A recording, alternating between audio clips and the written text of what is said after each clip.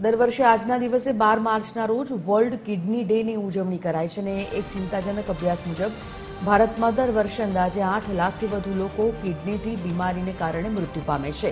કિડનીની failure એક silent killer છે કારણ કે તેના શરૂઆતી લક્ષણો જલ્દી પકડાતા નથી।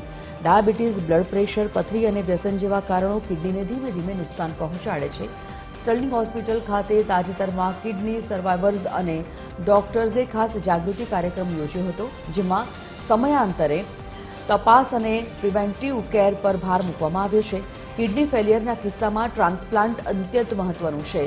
કિડની ડોનેટ કરવાથી દાતાના શરીરને કોઈ તકલીફ નથી પડતી, તેથી પરિવારે ગભરાયા વગર અંગદાન માટે આગળ આવવું જોઈએ, જેથી જરૂરિયાતમંદ દર્દીને નવજીવન મળી શકે।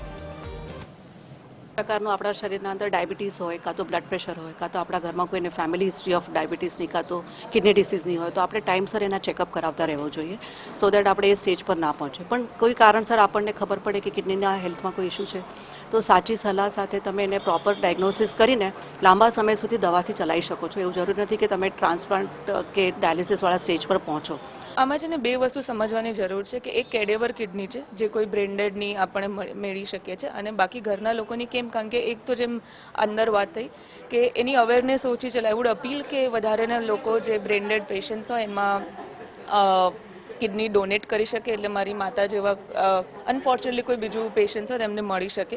બીજો અને પ્લસ પોઈન્ટ અમને એવું ડૉક્ટરે સમજાવ્યું હતું કે જ્યારે સિબલિંગ્સ કે માતા પિતા કે પેરેન્ટ્સ તમને કિડની આપે તો એની હેલ્થ જે પેશન્ટ માટે છે એ વધારે સારું રહી શકે, એટલે આ હેતુથી અમે આ કર્યું હતું।